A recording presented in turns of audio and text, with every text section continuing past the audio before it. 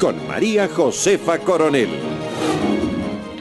Pese a estar en desacuerdo con la restricción de las importaciones, los empresarios empezaron a tener acercamientos con representantes del gobierno tras la firma de convenios.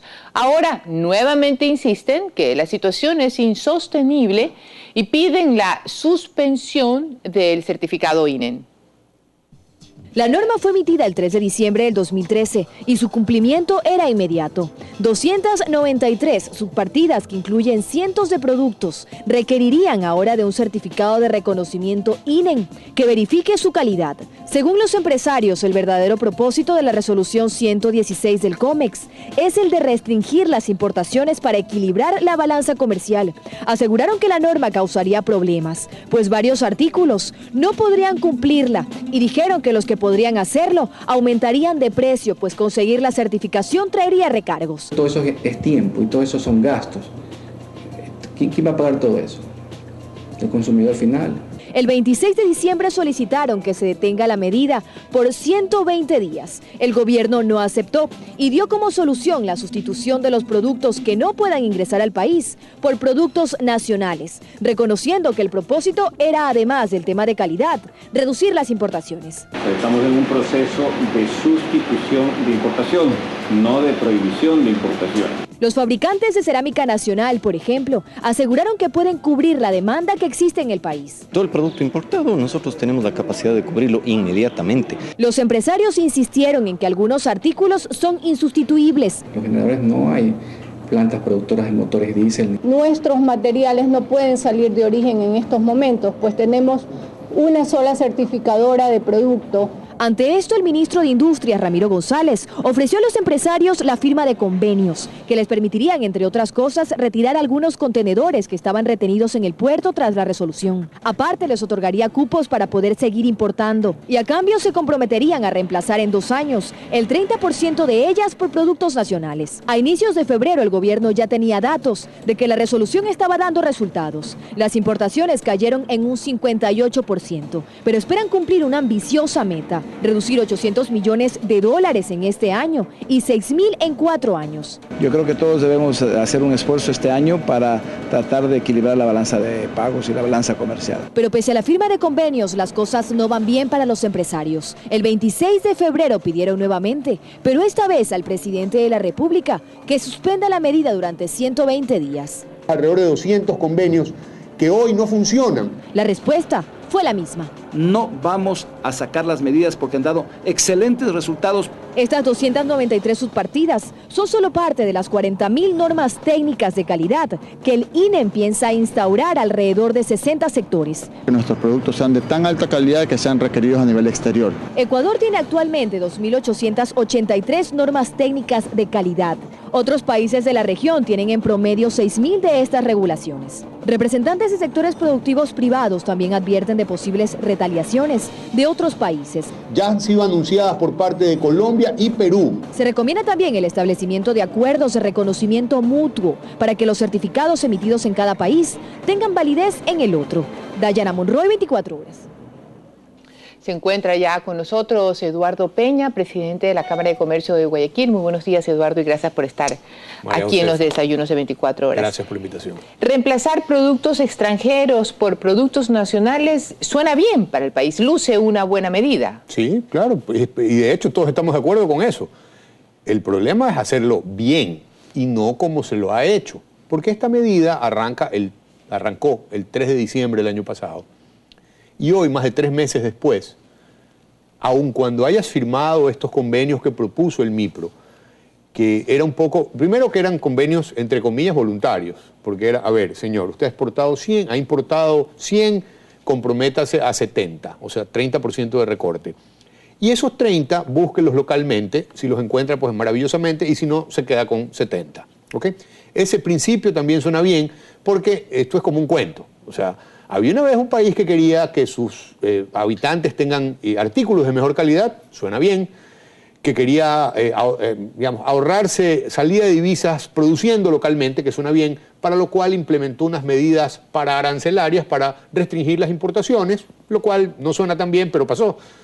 Y el resultado iba a ser que la industria local florecía de manera inmediata, se corregía el desempleo y todos los ecuatorianos éramos felices porque teníamos productos de mejor calidad hechos por manos ecuatorianas con industria ecuatoriana. Suena bien, pero no pasó. Ese es el problema. ¿Cuál es el problema para que no pase? Es que la medida está mal hecha, por eso nosotros pedimos que la suspendan. Por supuesto que hay una caída importantísima de 59% de las importaciones en el mes de enero. En el mes de febrero será algo similar. ¿Y cómo afecta? ¿Y qué traerá eso como consecuencia? Bueno, es que el problema cuando tú usas una medida que no discrimina entre unos ítems y otros, pagan justos por pecadores. Entonces, eventualmente tú dices, ok, no hay importación de juguetes. Y los juguetes pueden ser suntuarios. El mercado local llegaría a producir hasta el 15%, esforzándose, puede llegar al 15% la demanda nacional. El 85% es suntuario. Puede ser que los niños no tengan juguetes. Bueno, nosotros ya no estamos en edad de juguetes, pero eventualmente para los niños son importantes. Y para el mercado también hay gente que vive de ese negocio. Pero también se habla aquí mucho de la calidad. Se habla de criterios para poder otorgar este certificado de calidad. ¿Con qué agilidad está saliendo este certificado y cuáles son los criterios? Bueno, ahí está el otro problema. Es que hay 4 organismos públicos que están vinculados directamente a este proceso, que son el organismo de acreditación ecuatoriana, que se llama OAE, el INEN, que es el de normalización, el que pone las reglas, la SENAE, que es la Secretaría Nacional de Aduanas, que es la que permite o no la entrada de las importaciones, y el MIPRO con su Secretaría de Calidad. Todos tienen funcionarios de muy buen nivel, con los cuales hemos trabajado durante 3 meses buscando cómo de alguna manera arreglar el problema para que fluya la importación. ¿Qué ha pasado 3 meses después? No hemos podido. Incluso, como dice tu reportaje, se firmaron convenios que no eran muy voluntarios, pero eran convenios al fin del día. Y esos convenios permitían que estos contenedores de hamburguesas para las cadenas de comida rápida, algunas papas fritas, ingresen. ¿Okay? Pero ingresaron solo eso, es decir, con el mismo convenio, los siguientes contenedores ya no pudieron ingresar. ¿Por qué? Porque no hay una norma que le permita a la aduana dejar pasar. Cuando el COMEX regula, el COMEX le dice a la aduana, señor, todo esto usted le pide certificado a todo esto, claro. 293 subpartidas. Entonces, ¿cuáles son los ejemplos graves que hay? Los barnices, resulta que barniz ahí está clasificado en esta subpartida que dice otros barnices. Y ahí están los de las puertas y los que tienen características que les permiten estar en contacto con los alimentos. Los que se usan en las latas de atún para recubrirlas por adentro, de manera que el atún pueda estar en contacto con él. Es el mismo, digamos, está en barnices, pero no se puede importar ni el uno ni el otro. Entonces, porque no tiene certificación. Las reglas para esta certificación. Tiene que certificarse. Ya. Pese a que esto va a la Unión Europea, nos compra el 62% del atún que vendemos. Entonces, sin embargo, hoy le estamos pegando indirectamente a la producción y exportación de atún porque el barniz no está subclasificado, que es lo que debe hacerse. O sea, ¿cómo se arregla el problema? Con una reclasificación de esta subpartida arancelaria, poniendo barniz que está este barniz especial que está, pero ese proceso se demora 1 o 2 meses. Entonces, ¿qué hacemos en el camino? Esto te doy un papel para que puedas sacar ese contenedor para que arregles el problema de los próximos 15 días. También una de las consecuencias es que hay bastante discrecionalidad para decir, pasas tú, pasa este contenedor. Sí, pasa dedo, pero el problema es que la importación ecuatoriana cuando se cae 58%, el 58% no pasó. En febrero va a venir otro porcentaje que no pasó. ¿Por qué? Porque, claro, lo que pasó o no estaba en esas subpartidas o tuvo el favor de que le dijeron, sí puedes pasar porque ya tienes el convenio. Entonces, mira, las mismas compañías, estas 200 contratos firmados, muchas de ellas en su segunda importación ya tuvieron el problema de nuevo. Es decir, firmaron el contrato y les permitieron salir unos contenedores. Pero los siguientes contenedores no pudieron salir. Entonces, por la misma razón. Por la misma razón, porque necesitaban una certificación. Válvulas, es decir, cosas que tú dices, wow, o sea, no, digamos, hay válvulas pues como las válvulas de las llaves o como las válvulas de los inodoros, pero hay válvulas de alta presión que usa el oleoducto, tampoco puedes traerla porque es válvula, hay que subclasificarla. ¿Cuánto se demora? Bueno, hay que hacer lo que nosotros estamos haciendo es pretendemos presentarle al presidente un estudio de lo que está significando en términos reales para las personas que conocemos nosotros, que todas tienen algún tipo de problema con el tema de las importaciones. Pero así como todos tienen un tipo de problema, también tiene que haber un aspecto positivo, porque algo tiene, en toda experiencia hay algo negativo o algo positivo. ¿Cuál crees tú que es el aspecto positivo de esta regulación? A ver, puntualmente debo reconocer que, por ejemplo, si las cadenas de comida rápida hoy se dan la vuelta y le compran él o los productores locales esa carne, el problema de ellos es que necesitaban algo más de grasa. La carne ecuatoriana es muy magra en grasa, entonces había que importar la grasa para poder añadirla y hacer la hamburguesa y que la hamburguesa se queme parejamente. Esa es un poco la explicación técnica. Bueno, al fin del día tienes que importar la grasa, pero entre importar la carne e importar solo la grasa para mezclar, si hay un ahorro, va nivelando, está claro. bien. En ese asunto particular es posible. Hay otros en los cuales se ve un desconocimiento de los mercados y de cómo funcionan. Por ejemplo, ellos nos decían, a ver, pero si podemos pasta de tomate. La pasta de tomate se usa pues en las pizzas, en algunos ingredientes también de comida rápida, que generan muchos empleos además, ¿no? Los cosméticos. Pero vamos a la pasta de tomate. Ok, consigamos un crédito de la CAF, decían los funcionarios gubernamentales, para que los empresarios, hacemos una alianza público-privada y ponemos una fábrica de pasta de tomate. Ok, pero para atender las demandas del Ecuador, resulta que no puedes poner una fábrica de pasta de tomate solo para Ecuador, tendrías que exportarla. Nosotros traemos la pasta de tomate de Chile, Chile le vende a toda Latinoamérica.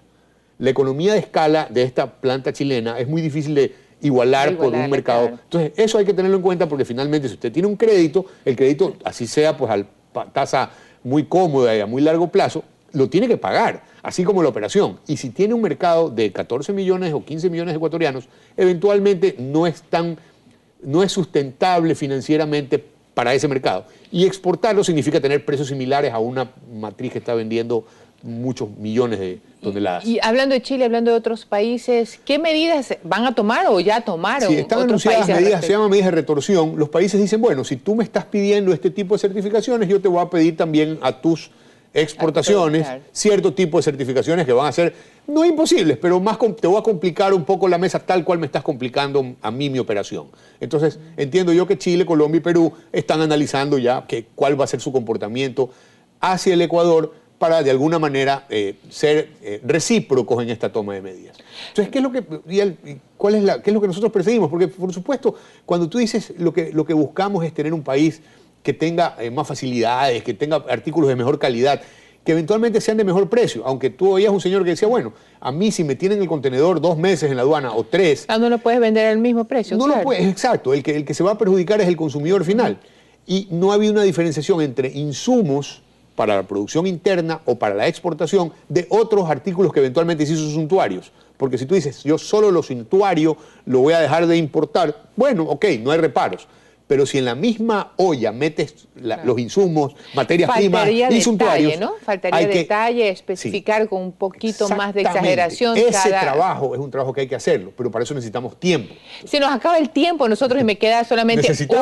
necesitamos más tiempo, pero con el que tengo me alcanza para una pregunta. ¿Cuál es el camino o qué se está haciendo para llegar a un diálogo mucho más en concreto y que tenga resultados pues que vayan de acuerdo a la realidad que estamos viviendo con el sector público, específicamente con el presidente de la República? Y desde diciembre acá, y por eso yo debo reconocer que ha habido diálogo permanente, es decir, nunca hemos dejado de conversar. Lo que pasa es que 3 meses después, como seguimos con los problemas, nosotros necesitamos pedirle al gobierno nacional que suspenda la medida hasta poder arreglarlos, porque ¿qué es lo que pasó? Y mira que algo de positivo hay también. Hubo una restricción querían pedirle INEM a las importaciones menores a $2.000. De hecho, lo regularon así. Entonces ya no se podía traer. Eso en días pasados lo han dado para atrás. ¿Por qué? Ahí sí íbamos a la olla. Si los repuestos automotrices, se te dañaba una pieza de tu auto que costaba $200 y tú tienes que importar la pieza debería ser certificada. Ya eso era el colmo. O sea, no, digamos, repuestos, pastillas de frenos, hay cosas que en el Ecuador no se hacen. Entonces, ¿qué pasa si no la podemos traer? Bueno, no va a haber. En algún momento los inventarios se acaban. Comienza a paralizarse. Y empieza a haber escasez. Entonces no queremos llegar a esos extremos. Y lo que queremos en el camino es seguir en la mesa de negociaciones explicando caso por caso. Que haya dado retro el gobierno en ese sentido, por lo menos es un sinónimo de que la puerta está abierta. También yo debo reconocer que los diálogos entre personas inteligentes consiguen resultados, que es lo que esperamos conseguir. O sea, mejores que los que hemos tenido, que todavía son muy magros, y esperemos que en el futuro cercano podamos hacerlo. Gracias, Eduardo Peña, por estar aquí con nosotros en los Desayunos de 24 horas. Tenemos que irnos a un corte comercial.